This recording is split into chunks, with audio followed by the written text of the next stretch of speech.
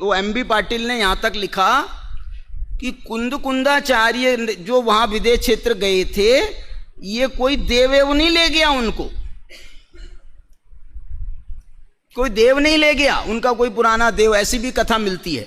उन्होंने तो ये लिखा कि ये कुंदकुंदाचार्य को स्वयं चारण रिद्धि की प्राप्ति हुई थी, और इसके संकेत मिलते हैं कई शिलालेखों वगैरह में।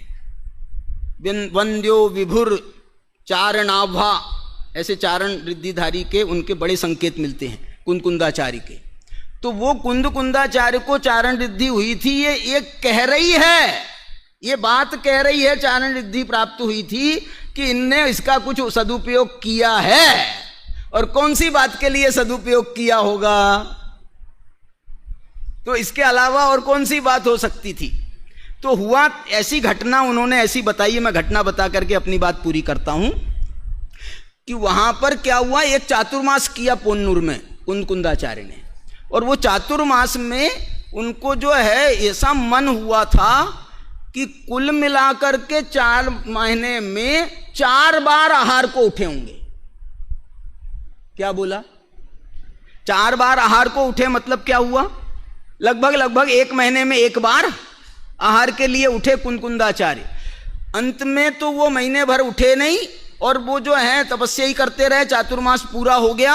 उसके बाद में वो अपने गुफा से बाहर आए। ये गुफा कहाँ है मालूम? वहाँ पर पोन्नूर में।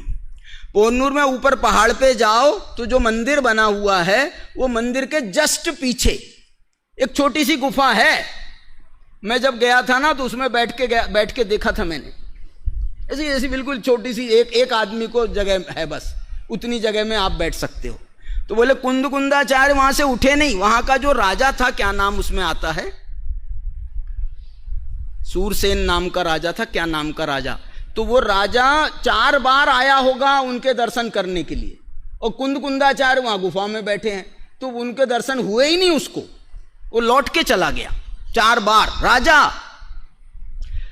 अब जब अंत में वो उठे और उसको पता चला कि अब चातुर्मास पूरा हो गया है, आचार्य महाराज बाहर आ गए हैं, गुफा के बाहर आ गए हैं, तो वो दौड़ करके आया है, और पूरे दल बल के साथ में, उसके राजकुमार थे, 2 राजकुमार थे, उनको साथ में लेकर के आया, दल बल के साथ में आया, और वो झट से ऊपर चढ़ गया, झट से ऊपर को चढ़ गया।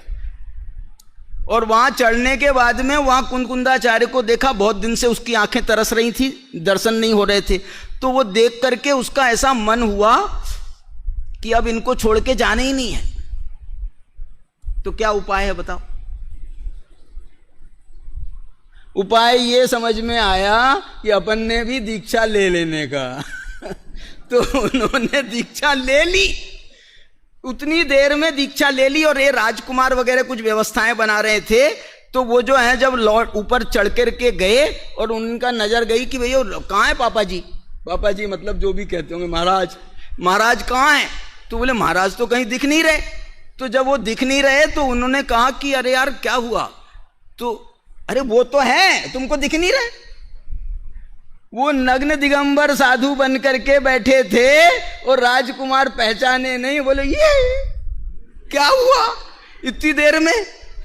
तो एकदम आश्चर्यचकित होकर के उन्होंने उन्होंने स्वीकार किया, बैठ गए। देख करके जब है उनका उपदेश होने लगा, वो कह रहे हैं कि इतने में, सुनना, इतने में दूर आकाश से ऐसा कोई इंद्रधनुष आता हुआ दिखाई दिया, इंद्रधनुष आता हुआ दिखाई दिया। वो इंद्रधनुष ज्यों ज्यों निकट आ रहा था, उसकी कुछ आकृति क्लियर हो रही थी, और वो आकृति क्लियर होते होते होते ये समझ में आया कि 2 चारण रिद्धिधारी मुनिराज वहां से आकाश मार्ग से चल करके आ रहे।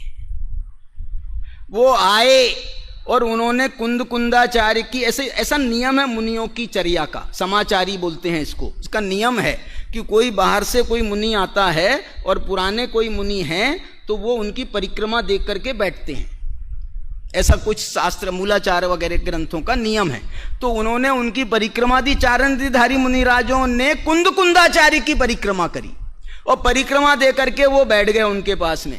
उनने थोड़ा सा, एक समाचारी लेने की पद्धति होती है मुनियों की, जैसे अपन सुख दुख के हालचाल पूछते हैं ना, तो ऐसे उनने एक दूसरे के वो पूछे।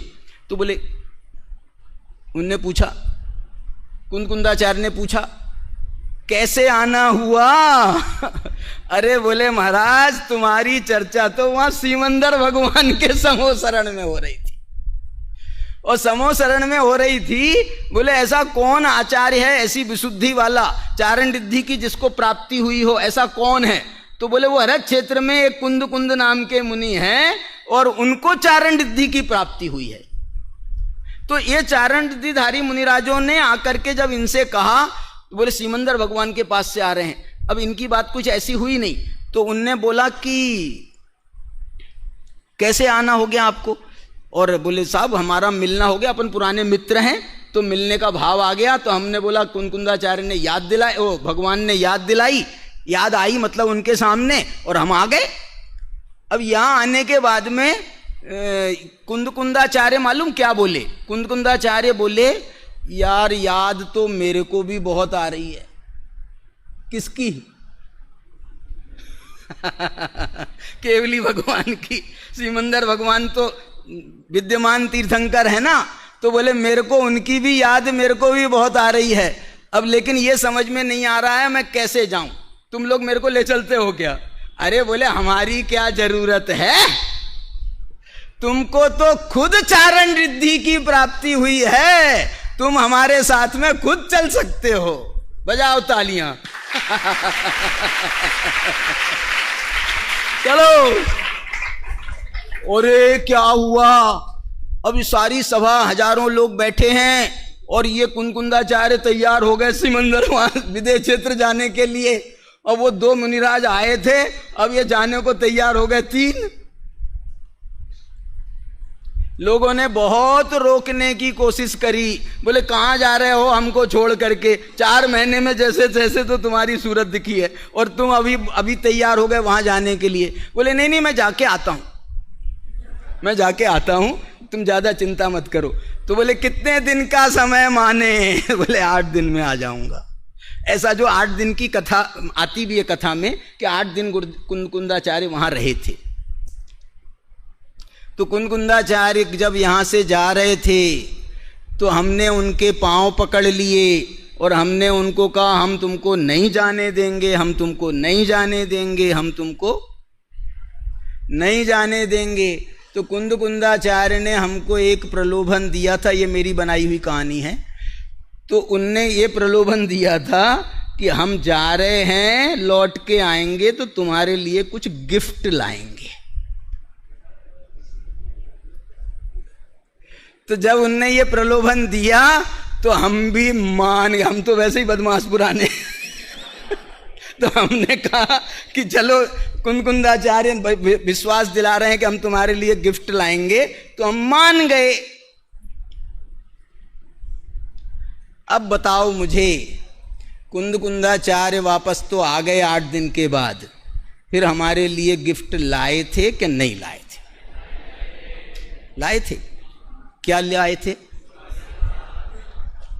हम लाए हैं विदेह से तत्वों के ज्ञान को। आगे बोलो, मेरे को याद नहीं रहता। ए भव्यों संभाल के। तो ये कह रहे हैं ये गिफ्ट लाए थे। सुनना, ये गिफ्ट शब्द का अर्थ बता सकते हो क्या होता है प्राकृत में? गिफ्ट शब्द का अर्थ होता है पाहुड़। तो ये कुंदकुंदाचार्य समय पाहुड़ की गिफ्ट लाए, पवयण पाहुड़ की गिफ्ट लाए, नियम पाहुड़ की गिफ्ट लाए, पंचत्थिकाय पाहुड़ की गिफ्ट लाए, अष्ट पाहुड़ के 8 पाहुड़ों की, दर्शन पाहुड़ की, श्रुत पाहुड़ की, चारित्र पाहुड़ की, बोध पाहुड़ की, भाव पाहुड़ की, मोक्ष पाहुड़ की, लिंग पाहुड़ की, शील पाहुड़ की, इस सब की गिफ्ट लाए। और हम प्रसन्न हो गए। गिफ्ट देख करके कौन प्रसन्न नहीं होता है? तो ये कुंदकुंदाचार्य की ये गिफ्टें हैं हमारे को, जो हमारे आत्म कल्याण में सर्वोपरि निमित्त भूत हैं। इसलिए यदि इनका हम स्वाध्याय करेंगे और इनको अपने जीवन में उतारेंगे नियम सार जो उन्होंने अपनी भावना के लिए बनाया है, ये अपनी भावना को हमको अपनी भावना बनाना है।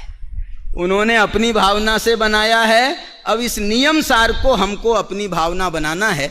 यदि इस भावना से हम इसका स्वाध्याय करेंगे तो इसका बहुत बहुत आनंद हमको प्राप्त होगा। इतना कह करके अपनी बात को पूरा करता हूँ।